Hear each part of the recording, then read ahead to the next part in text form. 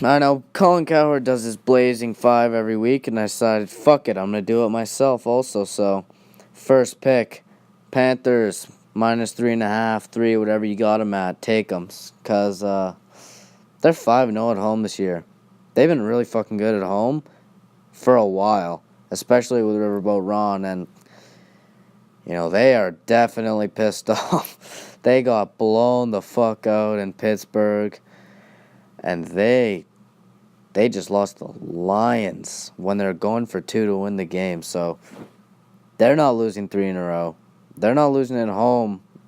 And they're going to be extra fucking juiced for this game. So that's number 1.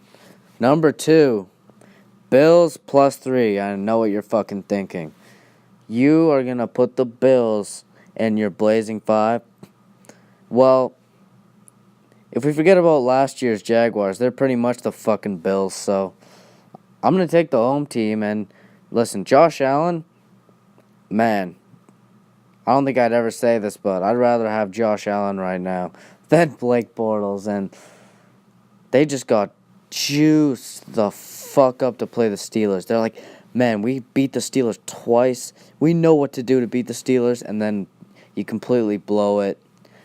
They're not going to be as amped for this game. This is a letdown spot. This is prime letdown spot.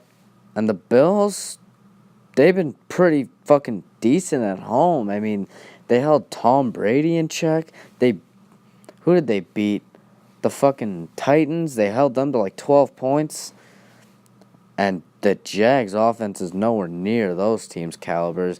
If you're the Bills, you're thinking, man, we can fuck these guys. Fuck them up. Send them to the number 1 draft pick, and I think that's the mentality. And Sean McDermott's he's gonna give Blake Bortles some fucking issues.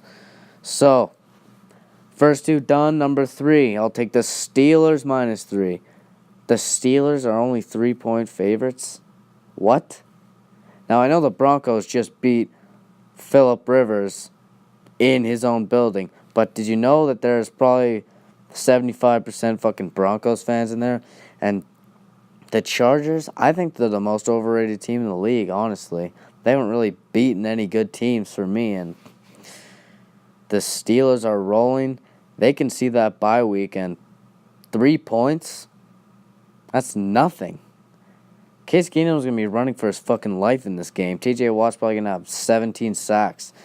So, there's number 3. Number 4, I tried not to take a lot of the same picks as Colin, but I'll take the Eagles minus 6. I mean, if you're a Giants fan, I'm pretty sure you've got nightmares from Eagles games. So, I'm just going to take them. There's nothing really to explain here. The Eagles are desperate. They still think they're that same team that went to the Super Bowl. No one thinks that anymore, but everyone thinks the Giants are going to be going on a run all of a sudden. No. It's getting stopped right here. Carson Wentz has been playing well, but they just haven't been able to score. But the Giants are not going to be able to score. I'll take the Eagles minus 6. And my last pick, Texans minus 6.5. Now, the Texans haven't really blown that many teams out this year. They've had a lot of close wins, but I don't know if you remember what happened last year. The Titans came down to Houston. 55 points, I think. It was at least 50.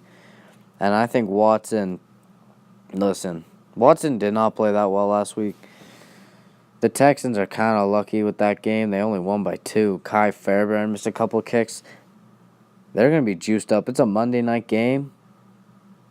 We all know about Deshaun Watson I don't know what I'm saying, but Deshaun Watson in a big game, I'll fucking take it. They'll get that win streak up to 8, and Mariota is going to be running for his life. J.J. Watt is going to probably have just as many sacks as I just said TJ would, so there's my fucking Blazing 5. Hopefully, I don't go 0-5.